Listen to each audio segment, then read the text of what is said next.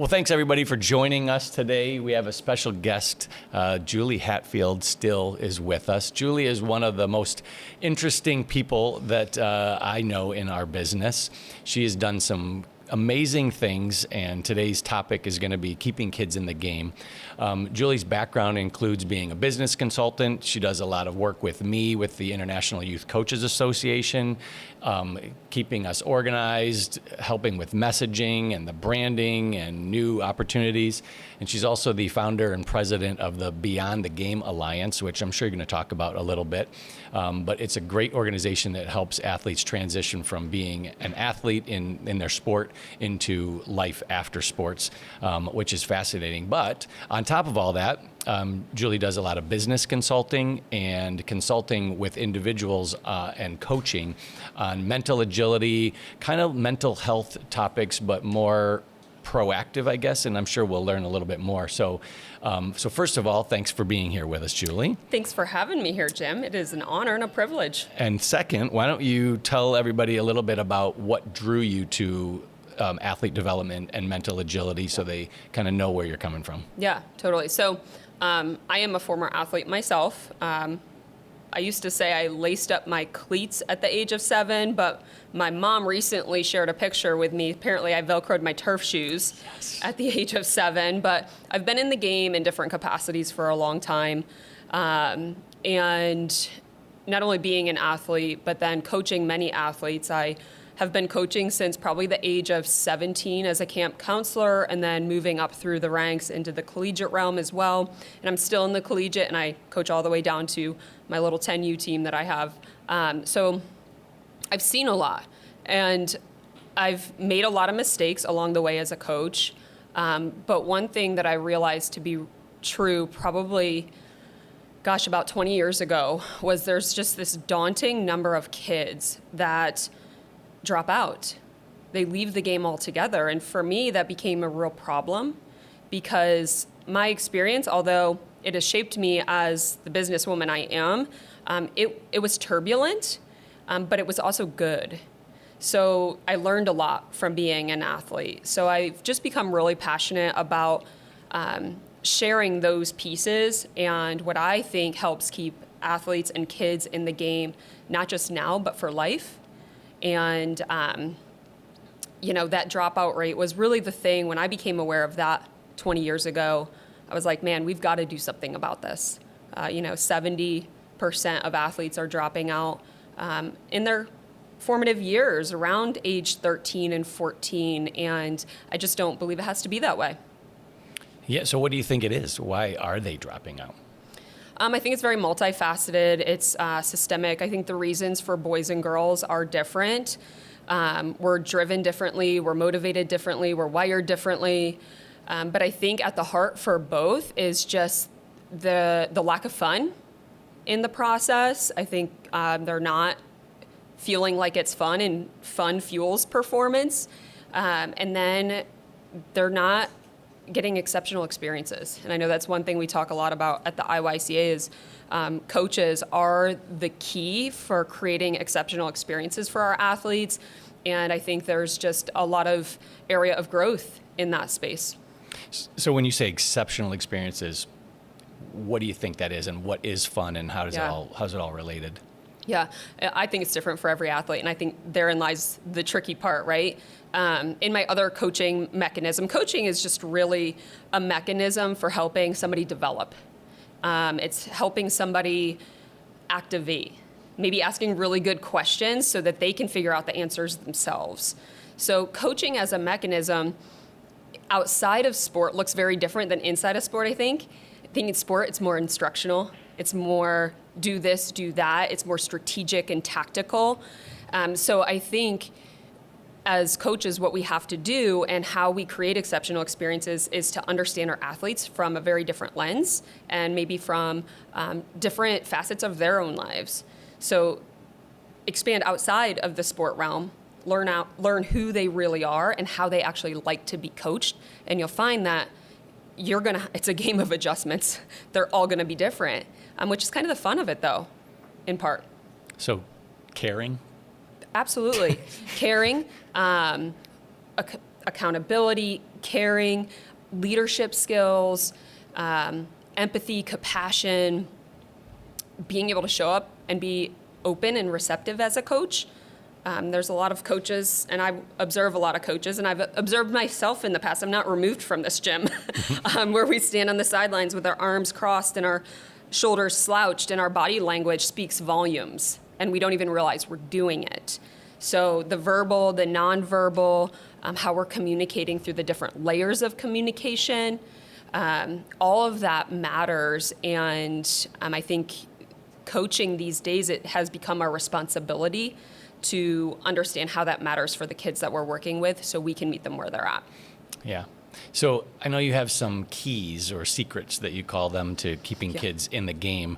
And the first one revolves around fun, I believe. So I think when a lot of coaches hear about, got to keep sports fun, they think like, we're supposed to just be out on the playground. Like, that's not what we're doing. We're trying to win games, especially as you get more competitive. And I hear it all the time. Coaches say like, well, if we don't win games, then people aren't on our team and no one wants to be part of it. So talk to us about fun and how that kind of meshes with competitiveness.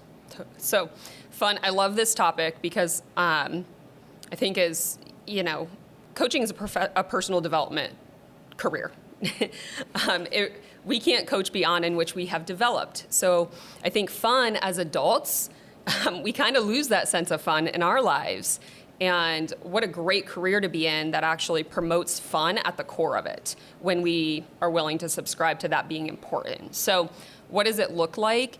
So fun at younger levels, they're called games. So it's gameplay. It is fun, and you can be very, very challenged at younger levels through gameplay, tag games, even playing other sport within, you're at soccer practice and you're playing flag football or other sports, integrating that in for the children at that age. And then so in the youngest years, I think fun is kind of what we all think of it as fun.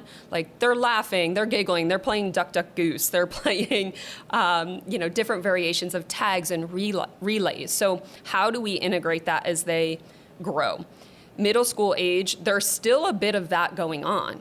Some athletes really love to be able to play some of those games, but we can start shaping them more strategically to apply to their sport or to get certain outcomes that we want to drive. Speed and agility wise, gameplay is one of the best ways to get them in real-time speed and agility. So different kind of tag games or knee slap games and things like that. But kids define play differently as they age too. Sometimes play is competition. Like it is fun to compete. We like that. Other times, leadership opportunities is play for them. It's fun. Other times, doing team bonding, especially with girls who really put a lot of emphasis on relationship in sport, being able to get them into different scenarios where they can bond and, be the catalyst for a relationship is fun for them. So play is not frivolous. Fun is not frivolous. It is very intentional and precise, and it helps. I say fun is the fuel. So fun actually helps fuel them to keep going. It's a strategy. So at the collegiate level, they have the most fun when we're not playing the sport that they're there to play. Yeah. They love to go out and play soccer or pick up basketball or pick up games with their team, and it is fantastic to watch them. They love to do small-sided games and laugh. Laughter is a good indicator that they're having fun. As a coach, I'm always looking for some sort of laughter or smile during a practice because that's an indicator, okay, like we're working hard, but they're actually enjoying the process. Yeah, and I've heard coaches even recently say, like, you got to go out there and play with joy, and you have to enjoy it, and that's going to help you play harder and with more passion. So what is it that coaches, like, you can't just say, go out there and have fun, because kids have too much pressure. Like, fun, it's not fun if you mess up in front of everybody, and then you're going to get yelled at. And so when coaches talk about go have fun, like what can they do to actually promote that? Well, I think first and foremost, the coach can show up and act like they're having fun or actually have fun themselves. There's a mixed message often sent when coaches like go have fun, but the coach does not appear to be enjoying themselves. Go have fun. This is just part of the process. So I think there's alignment first and foremost. Like there has to be that representation of alignment. Hey, I enjoy having fun as an adult. I show up and hey, I'm going to play with you guys. Let's get out there and do it. So it's modeling, and then it's consistency. Because there is this inner message, I think, as athletes where fun is actually weakness to some degree, and fun is actually not part of the athletic process. So we have to show them, and we have to show them consistently that it is, and here's the outcome of that. It fuels you. You feel good. Especially for girls, we're very feelings driven, and we got to feel good to play good. And on the counter of that, boys generally have to play good to feel good. Okay, so it's a very different kind of lens to look through. So it's really aligning with that and putting fun in the pockets of on purpose. Like, where can this help us? They're having a tough practice. Everybody's down. We're making errors. We're taking missed shots. It's time for some fun. Let's all break.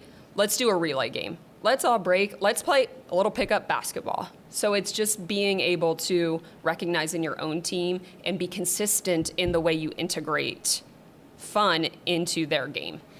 Yeah, because you have to turn it on and off. You can't just always have fun. Sometimes you have to be working hard. And yeah.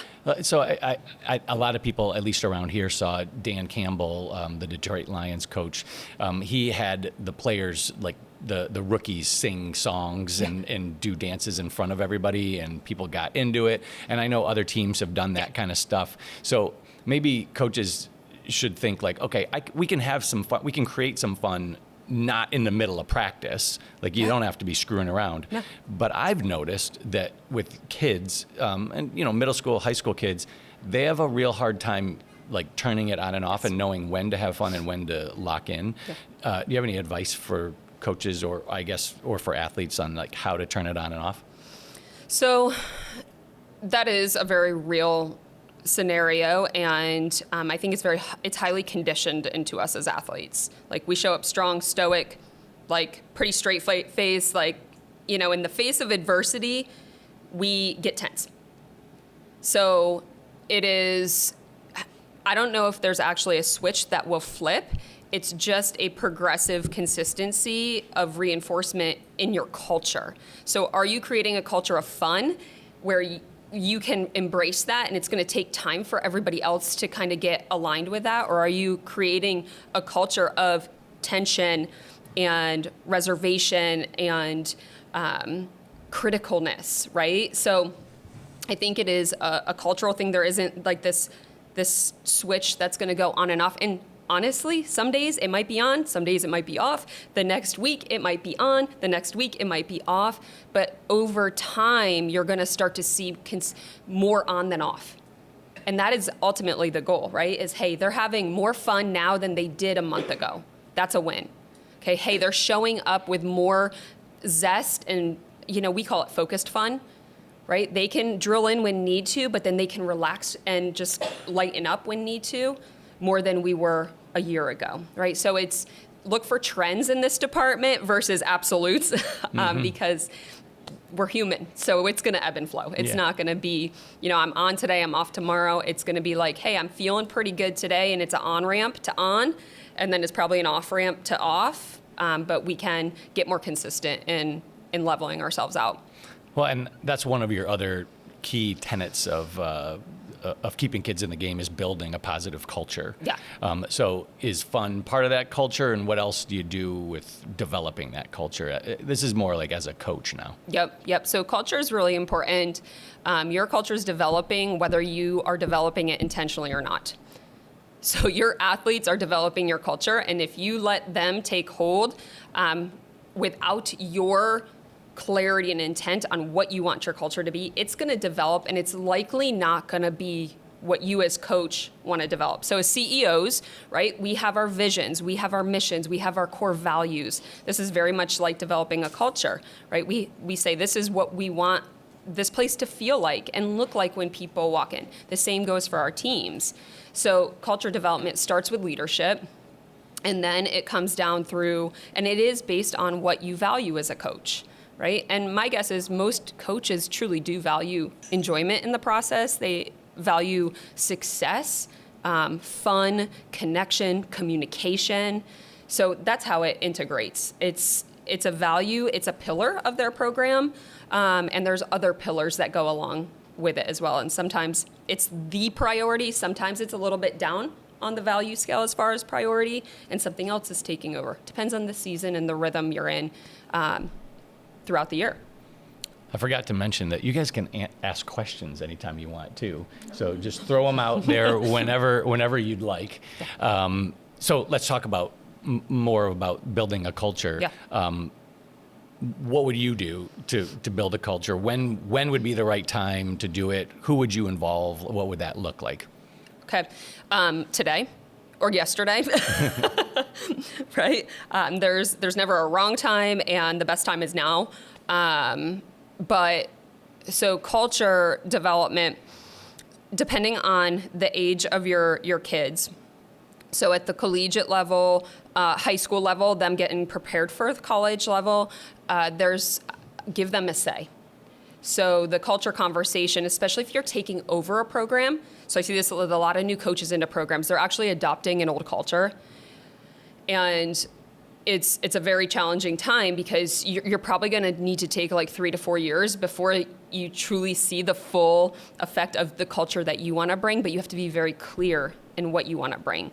So it starts with you just sitting down and actually mapping that out. What is my coaching philosophy? What do I stand for as a coach? How do I know my athletes are showing up and meeting this? Then I would integrate the team. So you first get clear, integrate the team, see where there's crossover and intersect. Hey, you know what? They're saying encouragement, I'm saying encouragement. Okay, this is good. I think we have an aligned value here. They're saying work ethic and show up when you don't want to. I have a version of that, looks a little bit different, but I think we're aligned here. So you're saying literally ask them what they want the culture to be like. Yeah. Well, I wouldn't even say, what do you want? I think we use culture kind of loose in this industry. Like, it's not very intentional. So I would be very intentional. I said, hey, ladies, guys, what do you value? Like, why do you come to this game? Why do you play? What matters to you?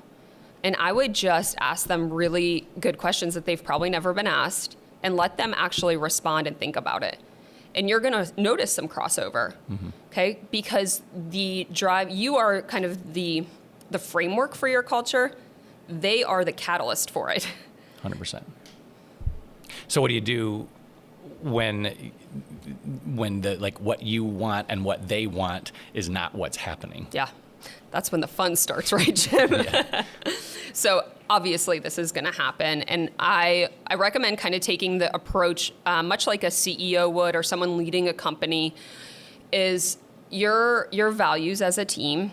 On the whole, your whole team is like, hey, these are what we stand for. And now there's misalignment. Those are the filters for you as a coach and as a team and as an organization. So now you get to go to that athlete and say, hey, this is the expectation. This is the standard. It's not just my standard. This is what we're creating here as an organization, as a school, as a team. Do you subscribe to that? Can you work on this? And if the answer is no, they might not be a good fit, right? But there's another program that might be a better fit for them. And if the vast majority of the time the answer is not no, which is really a great thing, it's like, okay, so it's yes. Hey, where's the disconnect here? And you realize there's not really a disconnect. It's just a reframe of the culture. So you can really coach them into the benefits of coming into your philosophy, your coaching culture, and what they're building. So it's intentional, but it does take some of those conversations to understand maybe where the gap is and how you can merge that gap for them.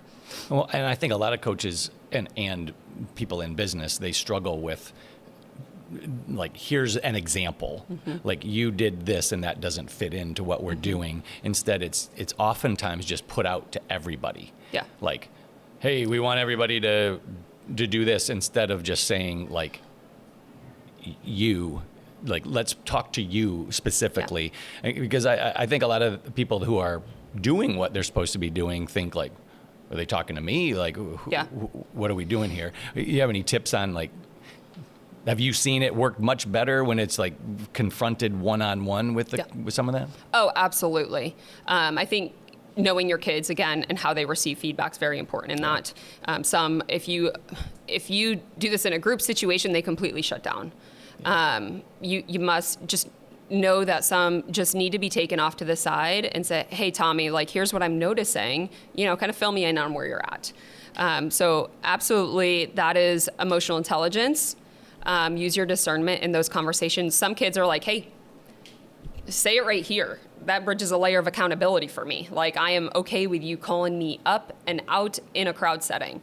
I will say a lot of, especially your younger athletes, like middle school, peer expectations. So the influence of their peers on them ranks high. So if they're embarrassed or feel ashamed or anything like that, you're going to have an athlete that's going to retreat. So I would just know your athlete in that lens. This is also something you can ask them. I ask athletes, how do you best like to learn? How do you like to receive feedback? At the beginning of season, they take a little survey. I like to receive it one-on-one. I'm okay in a group. It's a really quick way for you to know, hey, how can I provide feedback for my athletes in these kind of different scenarios as coaches? Yeah. So we've talked about two of the pillars, fun and building a culture, mainly from a coach's perspective. Yep. What do parents, or what can parents do to help with those two things? Yeah. So parents, and I am one, so I feel like, there are so many years that I was coaching. I'm like, I don't feel like I can speak to the parent in this, but I truly feel your kid the best. You know your kid the best. So when they're having fun, and when there's long periods of time when they're not. Like, to not have fun for a couple weeks or a couple days in your sport is normal. Like, hey, I'm not liking this. This is just uncomfortable for me. But for prolonged period of times is a signal. It's not a stopping point. And I think that's really important for us to know as parents, like missteps and misalignment as well as like setbacks are just signals. They're not necessarily a time to just stop or, go to the coach, or it's an opportunity to actually help your kid, like, identify what's going on, be able to share it and name it, and then equip them with strategies and tools to shift in that and make really healthy decisions for themselves. So I think that those kind of things as parents, when those are missing, fun, as well as, a culture that is supportive of them, they have decisions to make. And sometimes it might mean like, hey, I need to switch things up, like in today's world. And I know we're going to get to sport specialization, but there's just a ton of options. So I think it's just being aware of what's the best fit for your child and not looking at hardship as a reason to abandon ship. So along those lines, I feel like a lot of parents like to put the blame of whatever their kid's going through. They like to blame the coach and then talk about the coach to the kid, which changes that dynamic too. So just talk to us about that a little bit. 'Cause, I mean, sometimes it is the coach's fault. Like, there are bad coaches obviously out there, and then the parent has to kind of help coach the kid on how to deal with it. Yeah.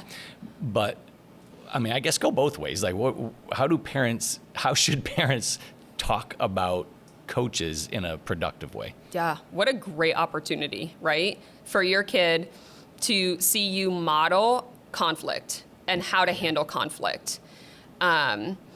Because guess what? The reality is the next step for them is probably career, right? It's going out in the real world, our hope is, and being productive members of society.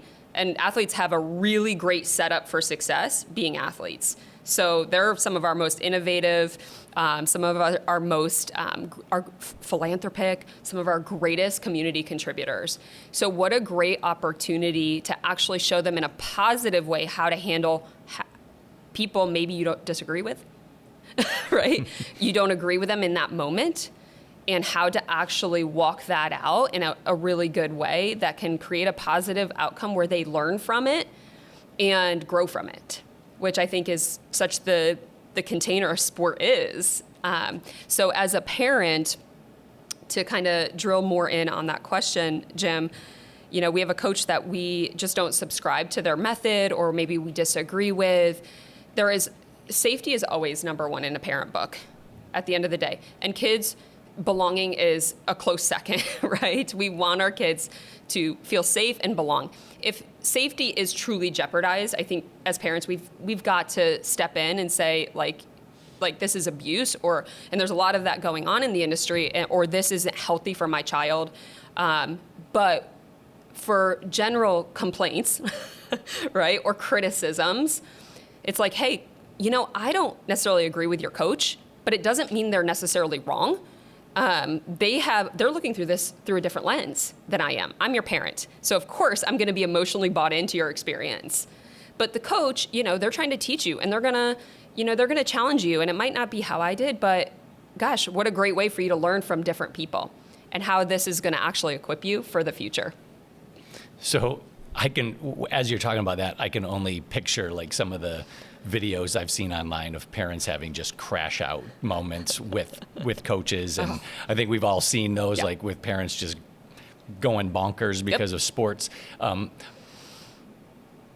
For any of those parents that may be close to having that crash out moment, what's your advice on how that's going to affect not just their kid, but their relationship with the coach and the team and them? Like, talk.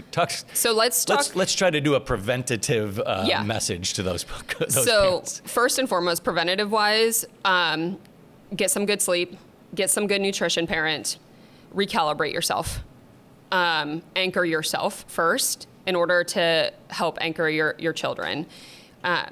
Many of us are lack of sleep.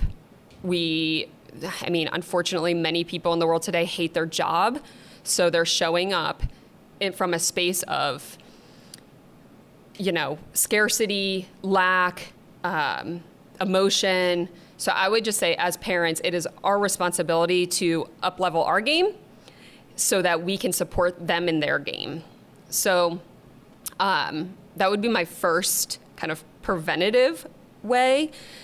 And then I'm going to have to have you ask the second question again, Jim, like what we're seeing before they crash out and what that's doing to the kid. Yeah, what that's going to do. I mean, it's embarrassing. Yeah. It is embarrassing. If you have a daughter, it might cause her to just completely bail out of sport. It is embarrassing. I see it at the college level. Dads on the sidelines having full-on tantrums. And I am embarrassed for the girl on the field because she is now an adult and her father is having a tantrum on the sideline. Now, that I would like to think is not the norm, but I think it's more common than we actually know at all the levels. So it's work on yourself, parents, to maintain composure in high pressure situations, because your athlete is already feeling the pressure. And when that happens, not only are they embarrassed, they feel more pressure to perform. And now we're causing this snowball effect that can really debilitate your athlete. Encouragement means to give courage. That is one of the greatest roles we can have as a parent, is to give our kids courage on the sideline, at home, in their academics, and on the field or court or pool or mat, because that is fuel for their performance as well. Well, I'm sure I did this too. I think a lot of parents like to coach their kids in the car after the game and tell them all the things that they did wrong and how, what they could have done differently. Mm-hmm. And then I heard somebody, I can't remember who it was on, it was somewhere that he said, when you get in the car, just tell your kids, I really love watching you play. Yep. And just talk about that a little bit, about how the critiquing afterwards is, in general, probably not helping. I mean, unless maybe you played professional sports and you have some crazy insight, but then just talk about that a little Let's just say for 99.9% of the kids, it's not working. Yeah. There might be that 0.01% that's like, all right, just give it to me, right? Like, I know it's coming. And a lot of them probably feel that way anyways. Man, I'm afraid. And I have heard that sentiment. I just don't even want to drive home with my parent. Yeah. Which is really sad because it's such an amazing experience as a parent to be able to hear about that particular performance through the lens of your athlete. You know what you saw. You don't have to share that with them. So my encouragement would be that drive home is for your athlete. If they want to talk about it, they will talk about it. If they want to complain about it, they will complain about it. And us as parents are the greatest sounding boards. We are, for most of us, a space of safety and trust. So we just hold space for them. And we allow them to speak about it, talk about it. We might ask questions of curiosity, but we leave the critiques at the door in the heat of the moment. Now, the next day, I have a 24-hour rule with my kids, and they're only 7 and 9, right? But I also have it when I coached. I didn't talk to girls the next day specifically about their performance. I let them have this kind of processing time frame for their own good so that they can work through it, and then we'd follow up, hey, what did you think? Where can we improve? When the emotion has dwindled a little bit, that's where maybe we can have a coaching conversation as a parent when they're not tied to the emotion of it. So that car ride home is, it matters so much to their experience in keeping them in the game. It could just drive them right out of sport if it's not handled in a very productive, healthy way that meets your child where they're at in those moments. For sure. And I get parents' frustration sometimes because what I hear more often or see is like, I'm spending all this money and I'm spending all this time on your sports and we're driving all over the country and I'm watching you play and it looks like you're not even trying. And I think it's really hard for parents right after that. Like you drove, 10 hours to a game and you've paid all this money and taken all this time and it looks like the kid's not even trying. I think it's really hard for parents to keep their mouths shut for 24 hours. I know it was and still is for me. So like, what do you say? Yeah. Like, what do you just talk about, hey, what do you want for dinner? Or what do you like? Yeah. So I think in those moments, you've really got to check yourself, right? And you've got to say, am I in this for me or am I in this for them? Because if you're in it for you, there is going to be this sense of like, I'm kind of embarrassed by the way they showed up. I feel a certain way because they did this or performed this way. That's it. I'm in it for that, for me. They are doing this sport because I want to feel a certain way. Okay. And that's a really hard check as a parent. I mean, even, in the car with my boys, I still have to say, did I ask that question for me or was that beneficial for them? We are works in progress. Have some grace. Have some grace with yourself. Just reflect. Say, oh, you know what? That's just a canned question I always ask. That's just a canned response. It's just habitual for me to get in the car and be upset because I'm paying all this money, right? So sometimes things are just habitual. Sometimes they are just kind of your defensive response because you're like, man, we're forking a lot out and I need to see a return here. But it's just coming to peace with those things and being okay in the moment. So I think it's so valid and so true. And we care about our kids. It's not from this malintent. We care about them. We care about their success, and we've got to keep that at the heart of it. Like, you know what, Johnny? I'm really sorry I said that. It's because I care, and you can always go back and say that, right, out of the heat of the moment. And I think sometimes in those situations, it's needed. Yeah. I think parents oftentimes, we see the future more than a kid will. And so you start thinking, oh, well, if they're not trying here on the soccer field when he's 11 years old, they're not going to try in the classroom. And then they're going to fail college and they're going to get fired from their job. And, you start spinning out of control. And I think I like that concept of, that doesn't sound familiar at all, does it? I think that concept of just stop and pause and give it some time probably helps the parent Yes. more than just the kid. Yeah. Let the kids lead immediately after any sort of performance. Let them lead the conversation. 24 hours later, if you feel the need at that point, and generally it's diffused at that point, you actually don't feel the need to circle back to it. You're like, actually, everything's great. Yeah. He, they're happy. Like, they're off to practice. They want to be there. Yeah. But however, if you feel in 24 hours that there's still a conversation to be had, have it. It's going to be way better than the first 30 minutes after a high pressure game or any sort of scenario. I wish you would have told me that a few years Jim. ago so that I didn't make those mistakes. So speaking of that, and I think it goes hand in hand, is another one of your keys to keeping kids in the game is focusing on development, not just performance or winning. And I think that's what a lot of parents get wrapped up in, is like, you got to be good now. Yeah. And that leads to all sorts of problems, specialization and extra coaching and pressure and all these things. So talk to us about that key of focusing on development rather than just winning. Well, this one is like really passionate and close to my heart. And I think it's why I just so love the mission of the International Youth Coaching Association, is because as coaches, like I said earlier, truly, if we connect with our role, it is developmental. Like, we are educators, we're instructors, we are advocates, we are agents of change. So this piece, and I know we all know them, that they go out and recruit the top 10% of the athletes in the community, and then they're like the best out there. I truly believe the best coaches are the one that can take those kids that are in the bottom 20% and make them a top 10%er. Yeah. So that's a true testament to a coach's power and their ability to develop. And I think as a society, we're always going to place emphasis on wins. But what I would encourage is celebrate what you want to replicate. So celebrate the process, because when we celebrate the things within the process and those things they can control, right? They can't control the scoreboard. They can't control the outcome.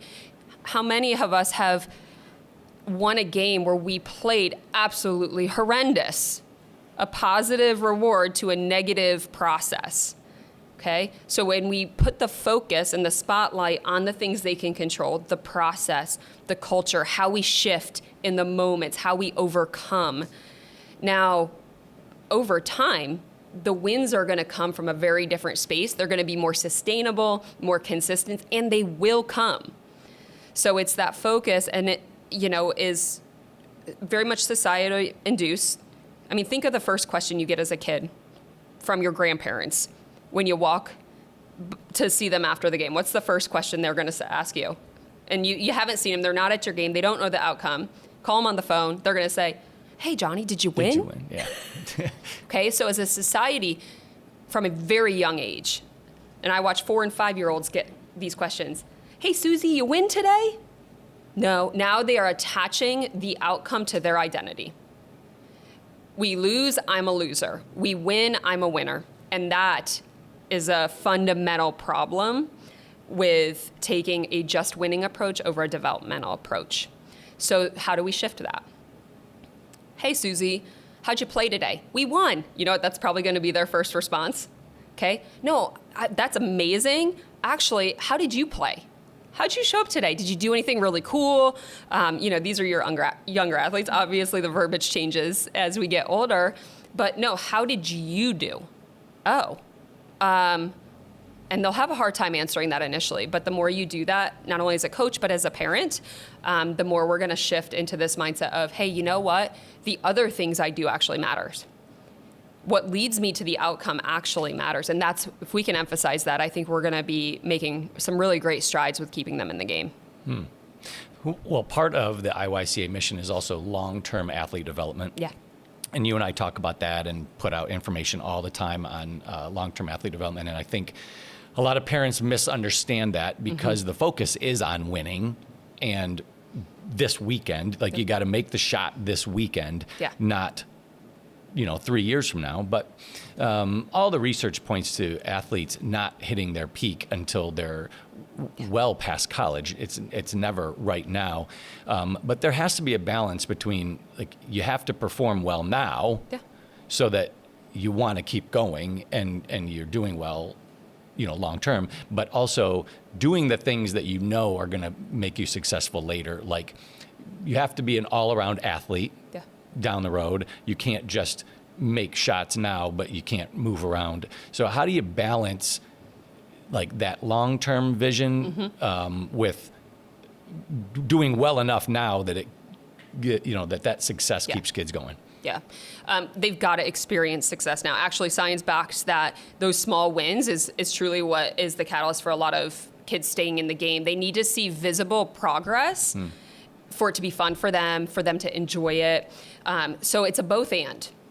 Right? So there are ways to integrate long-term athlete development principles and concepts into their sport practice, into gameplay. And that might be a value or a philosophy of a coach, is that they subscribe to, hey, we are going to do injury resilience work. We are going to do mobility work. We are going to make this a part of our program. You can have both. It doesn't have to be black or white, one or the other, this or that. Coaches wear a lot of hats. I think this is where the balance piece comes into place. There is no perfect balance. It is an ebb and flow. You're looking at your entire year in its ebbs and flows, the in-season, the off-season, the pre-season. Where can I focus and make this a higher priority? Helps create the sustainability and the balance for the rest of the year. So, all right, is off-season my time to really emphasize long-term athlete development, mobility, stability, really developing the athlete all around? So in season, I can think strategy, tactics, sport-specific skills. So it's really just, it's periodization, but more on a global scale of our seasonal rhythms. So I think a lot of coaches struggle with that. There's a big difference between a travel or a club organization and in the schools. And there's this push and pull between just playing one sport, which a lot of people want, that a lot of coaches want that, and playing multiple sports and doing other things, which I think a lot of coaches know that kids should go out and play other sports. But they're not giving them the time to do that, or they think that the other sport is just worthless. Talk to us a little bit about how to balance some of that stuff. I think that's a big problem. It is a big problem, and I think there's varying degrees of this, right? Because I've been in a very small town that is very, recreational oriented, and then we have these bigger, more suburban areas that are a bit more cutthroat, in my opinion. And they all have their pros and they all have their cons, right? I think, it is, for one, I will just always preach multi-sport athlete. From at least to the age of 14. So that almost by default gives them those different movement planes and different experiences in their mind and trains them more holistically. So if you can just subscribe to that until at least 13 or 14 years old, they're going to flourish. It's gonna, the science backs it. So I will just preach that. Now, in situations where we're just not willing to do that, or maybe a coach is saying, I would honestly just say, consider if that is the best thing for your child as a parent. Say, hey, is sports specialization the best thing? Is that what we subscribe to as a family? See, I think there's a sense of FOMO with parents that goes on in this industry. If they're not doing all these things, then they're missing out or they're falling behind. And it is very real, and you got to really say what actually matters to me as a parent, what matters to our parental unit here, or our family unit. So that's one from the parent's standpoint. And then from the coach's standpoint, say you're a really great organization and you are working with some of these elite players, is recovery and rest is a strategy. It's not something you do after you're burnt out. It is something you do so you can do what you love. So being able to integrate periods of rest and recovery, encouraging your athletes to go home or do a different hobby helps them mentally.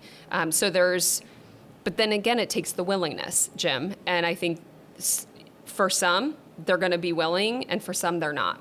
We'd like to just continue to share this message, so hopefully we can create more willingness on that front of rest and recovery is actually a strategy. Yeah. And actually periodizing your practices and having that ebb and flow is very, very, very important for longevity for your athletes. Well, I think a lot of parents think that, oh, you said multi-sport, then they have to be elite at multiple sports. And I'll say it right now, like, you can specialize in one sport and still play other sport. Like, you can be really good at basketball, but play football or soccer in the fall, and it can be just fun. Like, it doesn't have to be, the same intensity for all sports to get the benefits. I think it's so important, Jim, because if we go 100% of the time, guess what the outcome of that is? And that's what we're seeing, burnout. We're seeing burnout. We're seeing suicide rates at the NCAA trending upward. We're seeing dropout rates at the NCAA increasing. By the time where I was as an athlete at 21 these kids are feeling at 14.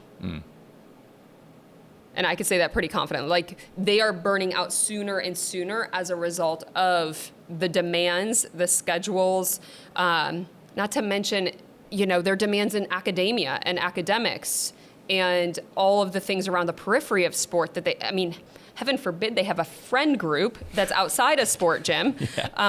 When are they ever going to see them? So it really is setting them up for the fail, in my opinion, if we don't make some adjustments in their early days.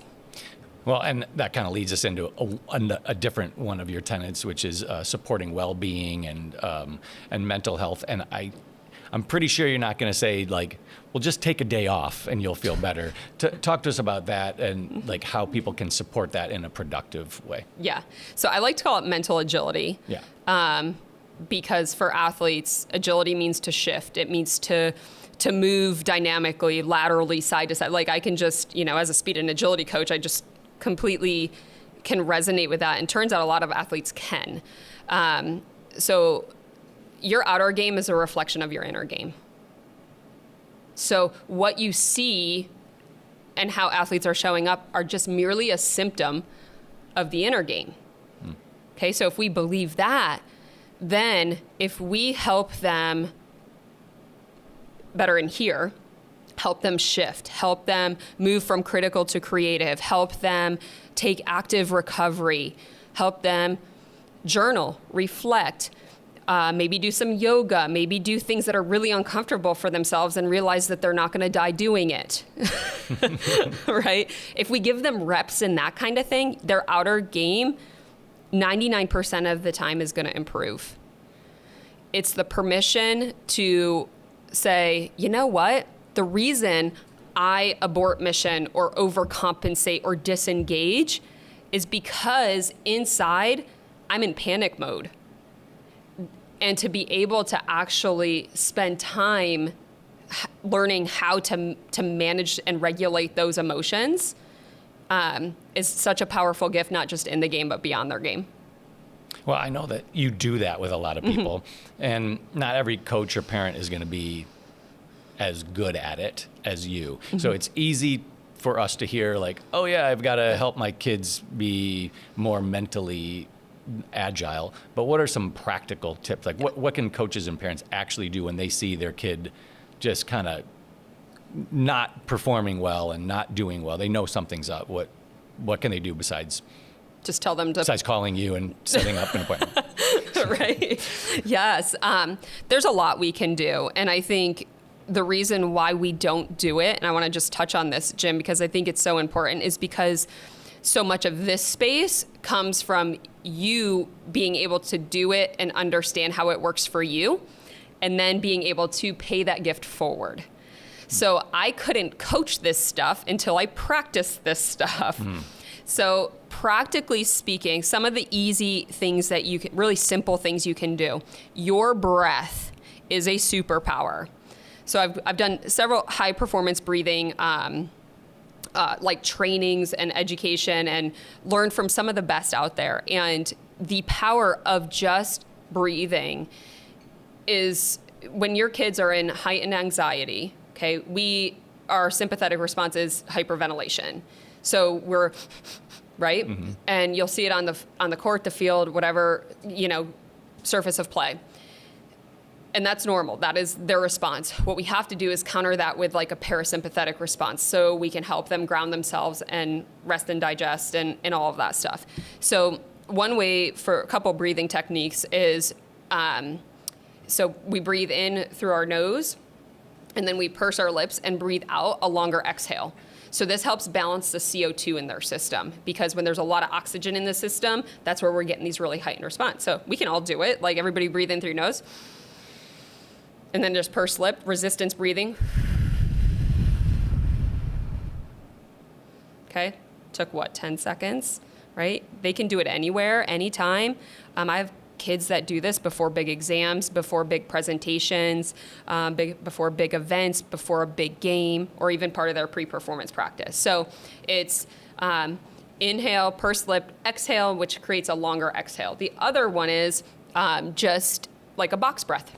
So they even teach these in schools. A lot of schools now is you just inhale for 4 seconds, hold for 4 seconds, exhale for 4 seconds, hold for 4 seconds. So breathing in these ways helps lower their heart rate. It helps them manage those emotions, and it helps them actually create space to actually shift. So breath work is a very practical, and I teach all of my kids how to breathe out of the gate. They can incorporate it in dynamic warm-ups. You can't just be in the middle of a game and say like, hey, hold on a second. Yes. Do that. This is something you have to work on beforehand. These are practices. Okay, so this is a practice, and it's not just done at practice. You equip them so they can do it. Hey, try this, before your next exam.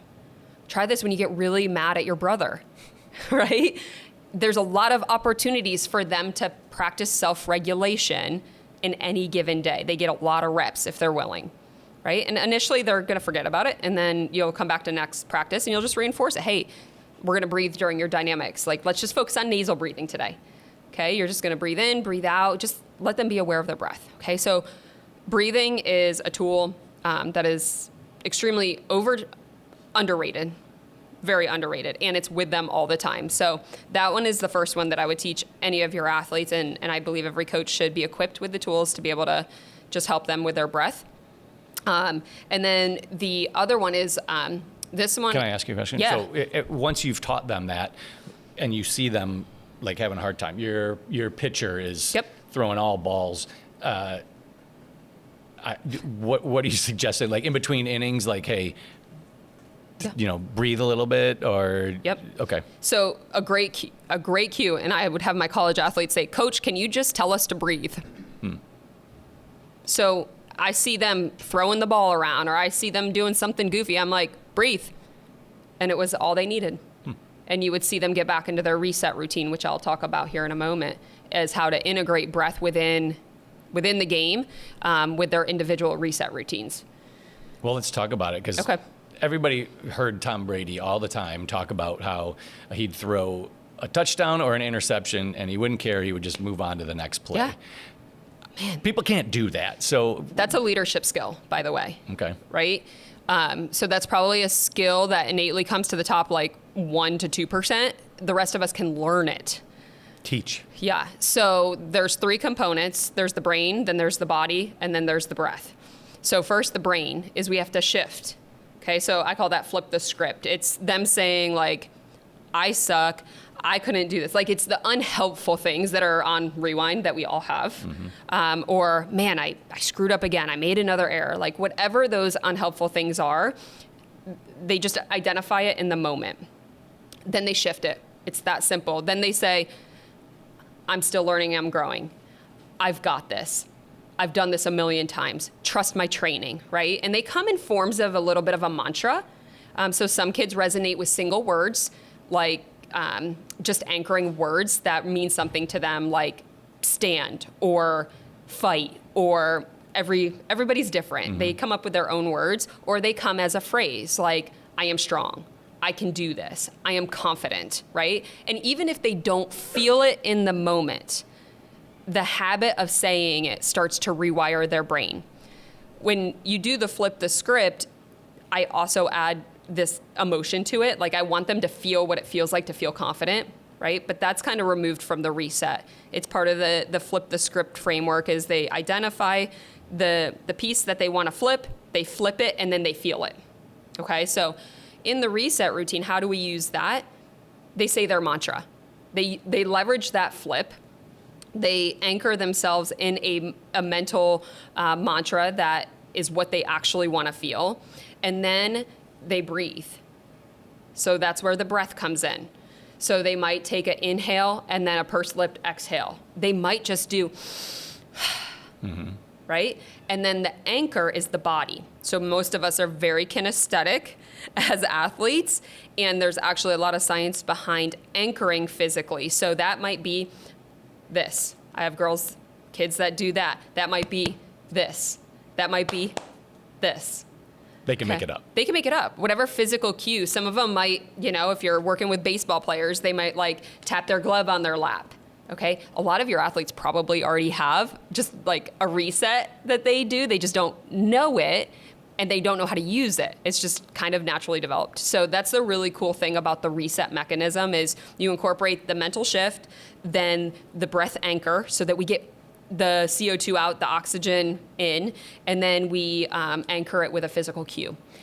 So when would you, the parents could teach this, athletes could learn this, coaches could do this. Totally. Again, you can't just like teach them in the middle of like them falling apart. So is this something that you would recommend like off season, preseason, like, during a practice time? When would you do that? Yeah, I think there's teach them that because they'll all have to have their own routine. It doesn't take them long to learn it, right? So this isn't taking like 20 minutes of your practice. It's taking 5 minutes to say, hey, we're going to learn a new strategy to help you shift today. Sound good?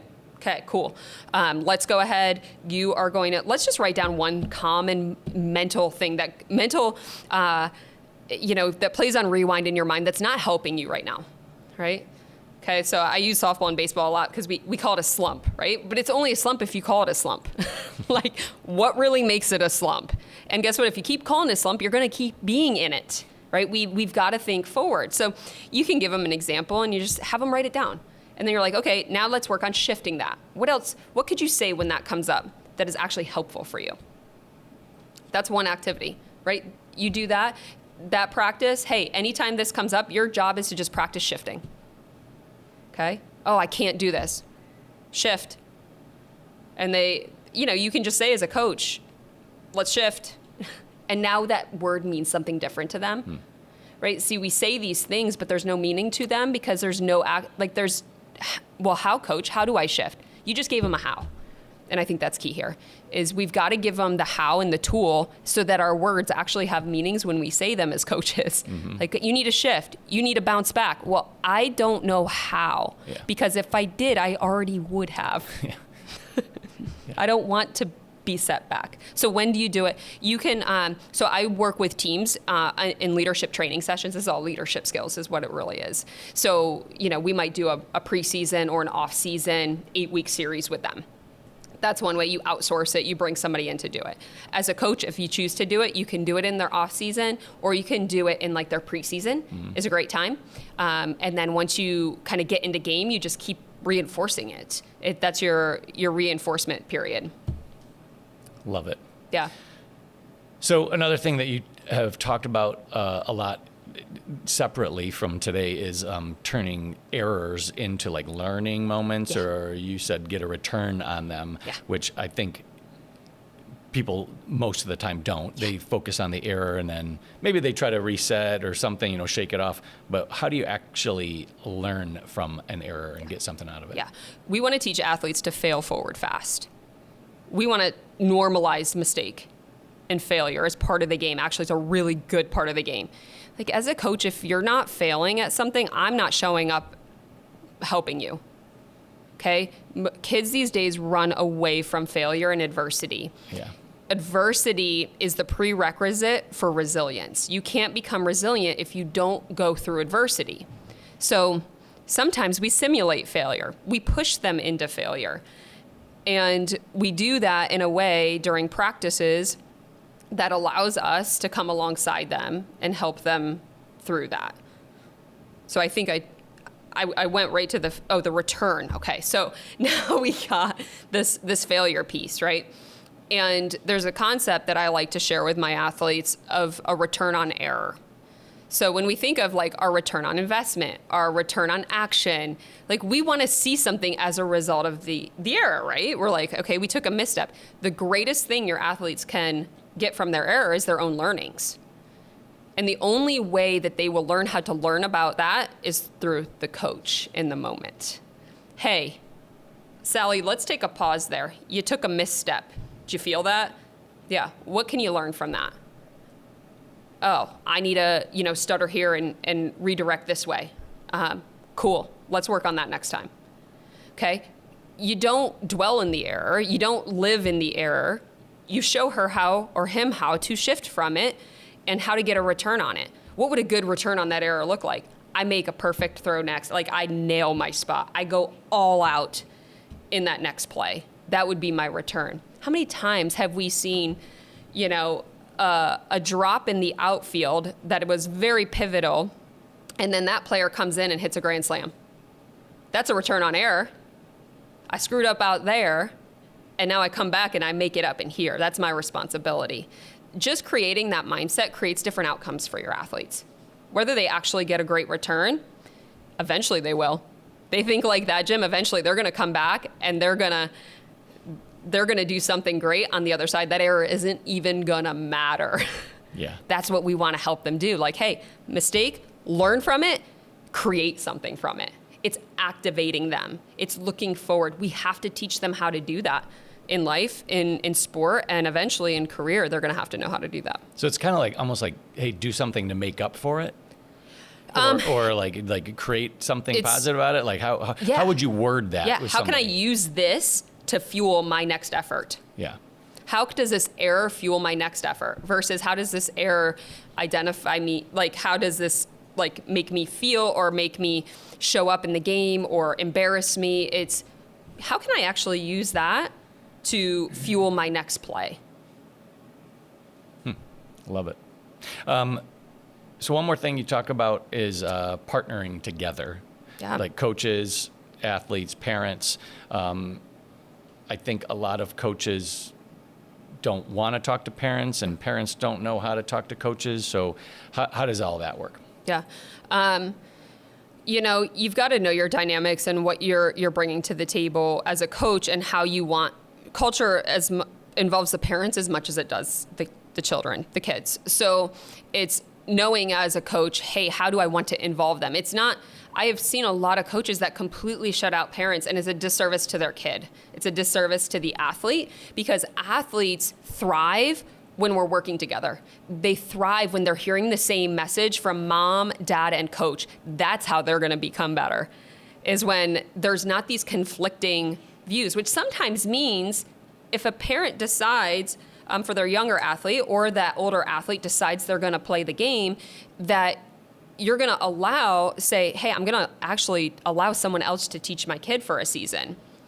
And we don't have to be okay with everything, but just being okay with the fact that, hey, I'm going to let this coach have the permission, and I'm going to, kind of stay in my lane as a parent for the sake of my child, right? So it's really this, you can't have a great coaching experience and a great experience for your athlete if everybody isn't involved in some capacity, because they know, just like with parents, right?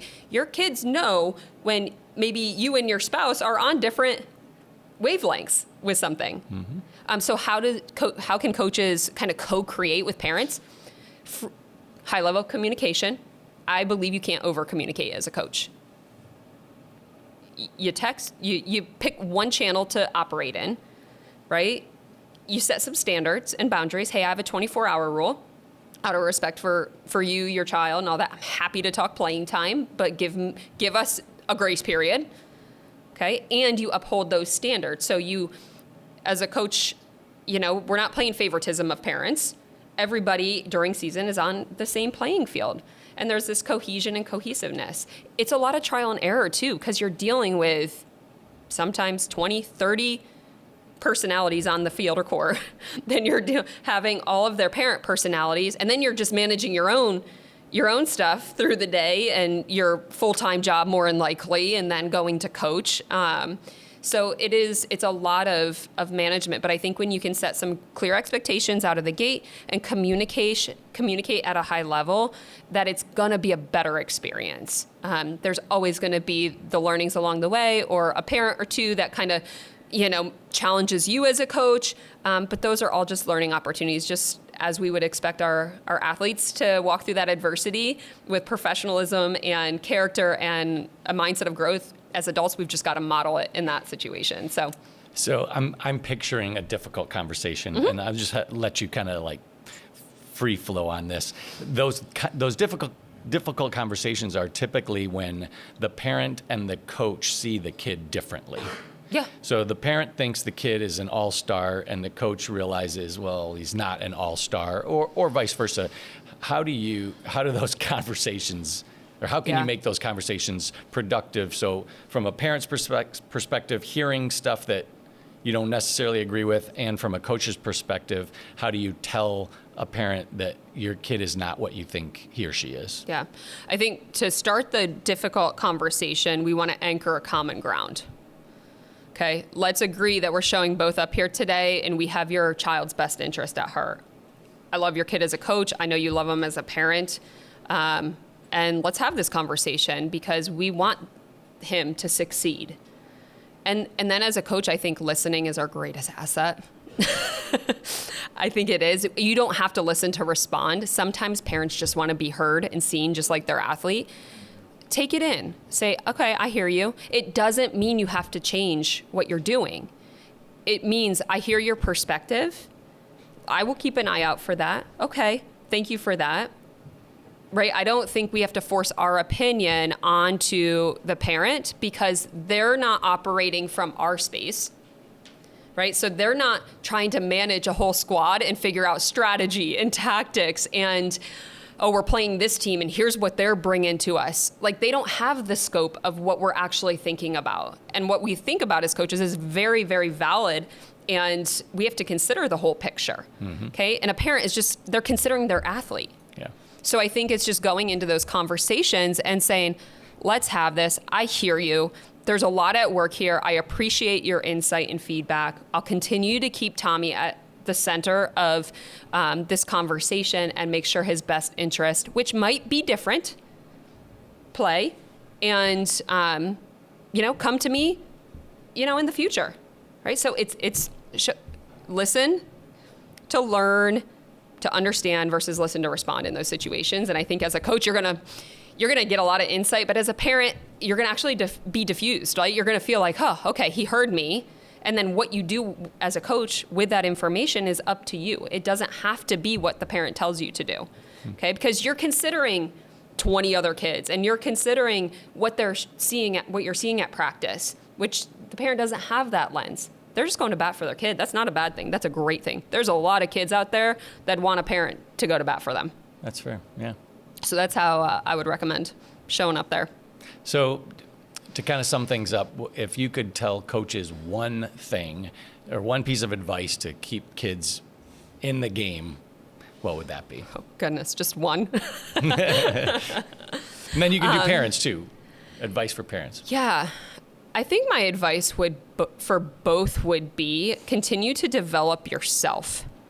Okay, when you're leading high performers, and as parents, any athlete that's in the game, whether they are at the highest level or just starting out, you are one of their greatest influences as a parent, but also a coach. And then our educators are close, right in the mix, right? So it would be lead yourself first. So make sure you're taking care of you as an adult. I truly believe I think we often say it, right? Our children and our team is a reflection of us. So if you're performing at a higher level, guess what's going to happen? Your athlete's going to show up a bit differently. Your kid's going to show up a bit differently. And that's really exciting because it's just kind of law of proximity. You are who you surround yourself with. Okay, so my advice for both would be continue to work on you and keep you healthy so you're in a really great mental space, especially in those tough conversations, and you can be patient and understanding, because the reality is, you know, a lot of us work a lot of hours before we show up to practice and we're exhausted. On that note, for coaches, it would leverage reflection as a tool and education as an asset. So continue to educate and up-level your own knowledge, not just about the sport, but all the things around the periphery of the sport, especially if you coach girls. Because that stuff is, I mean, males are more, just scientifically and physiologically, more performance-minded. And they, like I said earlier, they like to win. They're competitive. And there are girls that are like that, but they're more relational minded. So we've got to be able to look around their periphery a little bit more than I would say the guys, but they both benefit. I mean, so continue to educate yourself around the spaces. We have a huge responsibility to our future generations to do this because we are generating our futures.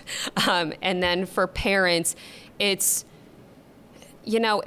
show up from a space of encouragement.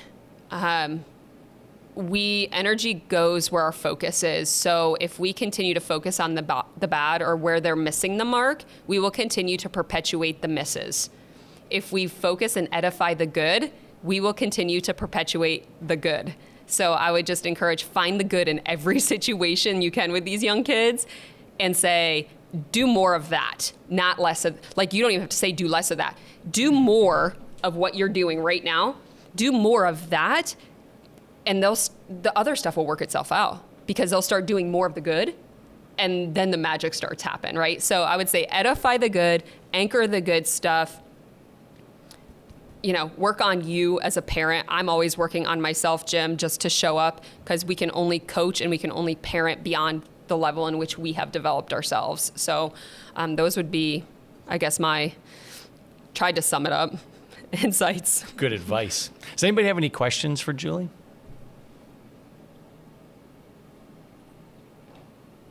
Well, in the back. Oh. So you touched on the idea of the mental agility. Yeah. And you talked about how you kind of define it as, when you think of agility, it's the ability to, zig and zag, change direction. From a coach's perspective, the next word that comes to mind is agility drills. Yeah. So are there mental agility drills that you would have yourself or your team do? So the question, if people couldn't hear it, he asked, he thinks of agility as agility drills. Are there drills or exercises that we can do to help us become more mentally agile? Oh yeah. So you can actually simulate failure.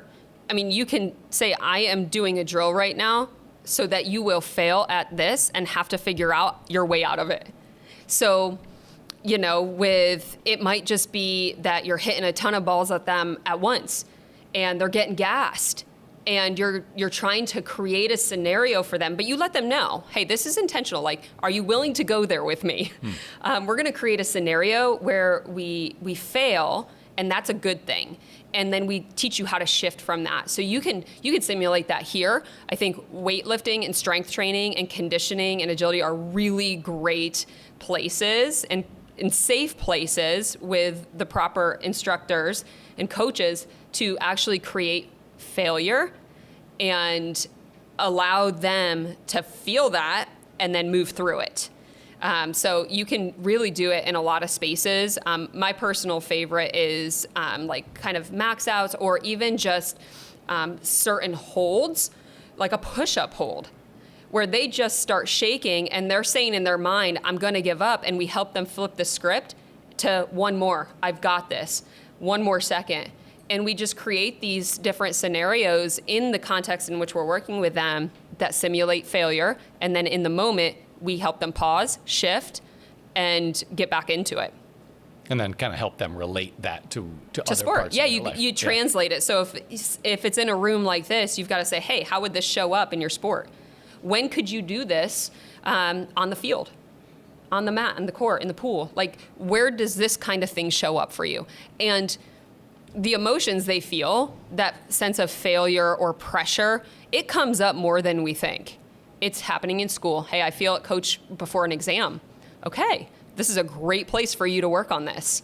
Okay, what can you do to practice shifting in that moment? Well, you gave me flip the script, you gave me the breath work, and you gave me the reset. I think I'm gonna try implementing the reset. Oh no, I'm not gonna try, I'm gonna reset, try the reset during my exam or right before this presentation. So it does take dialogue initially, and then it becomes habit. And that's where you really see things work. Like once it becomes habit, just like lifting. It becomes habit just like fielding a ball or taking a swing or swimming. It doesn't take long for them to get there once they have the tools. Great stuff. Anybody else? I just wondered if you experienced any effects from the kids who came through COVID, and also just in general, some things to, I don't want to say counteract, but all the impact of social media. Yeah. And how that's changed, kind of from I've been at it for 41 Yeah. years, and I talk to Jim about it a lot. Yeah.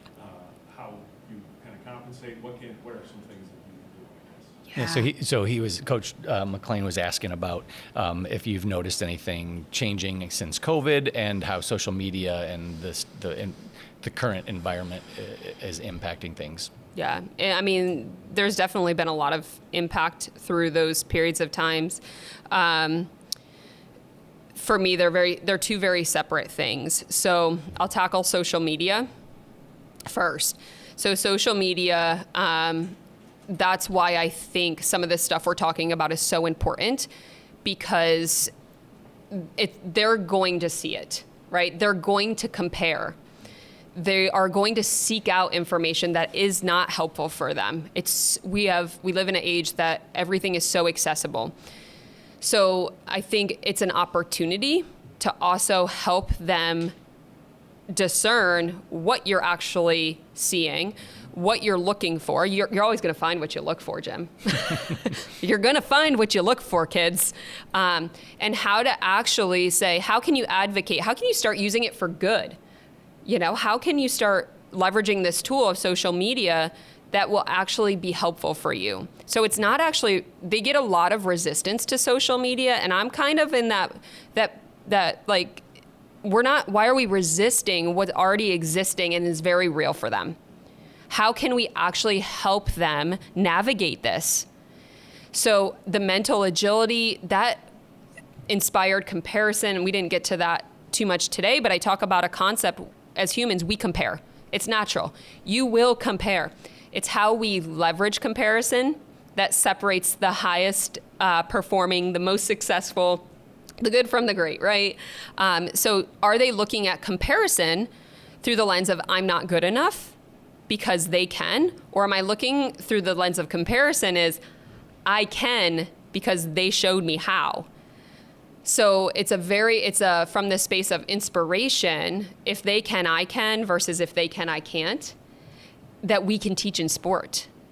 So yeah, the other team's better than us, but if they can do this, don't you think you can?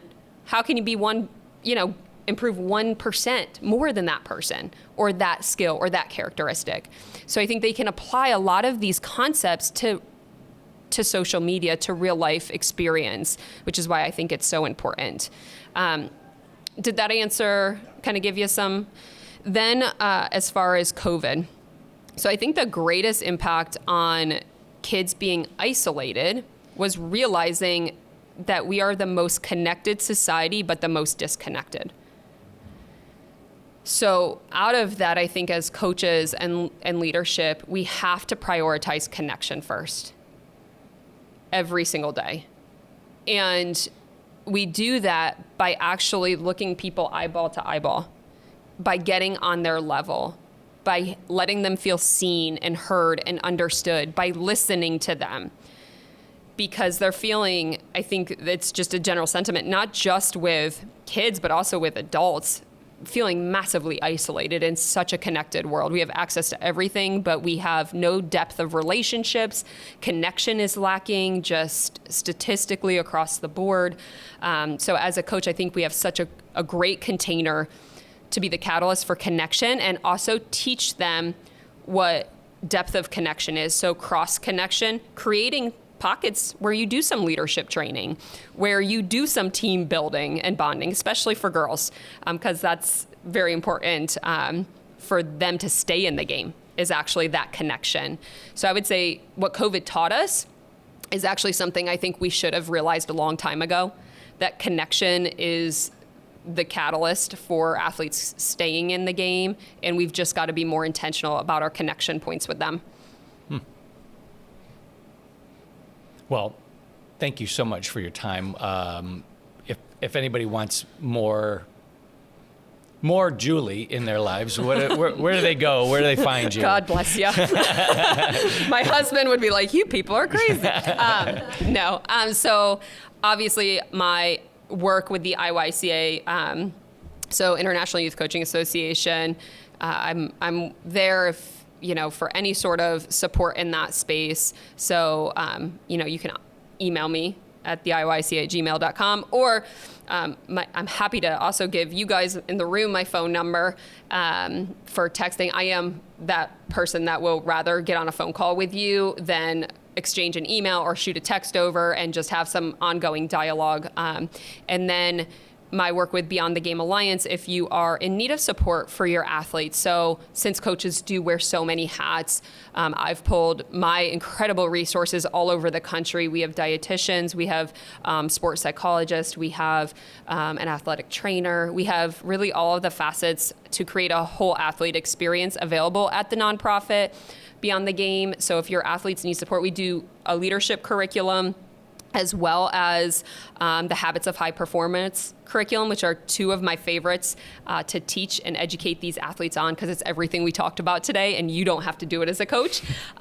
You just come in reinforcement, and we come reinforce it. So if you need support with your athletes, happy to have that conversation. BeyondTheGameAlliance.org is where you find more information on that particular nonprofit. And then I've got a couple books as well for empowering the female athlete, as well as mental agility ability for softball athletes and soccer athletes. And those you can find on Amazon. And the Comeback Code, which is one of my favorites because it just talks about everything, how to come back from a setback. And these are written for the athlete, used by coaches, but really for your athletes. Makes a great Christmas present.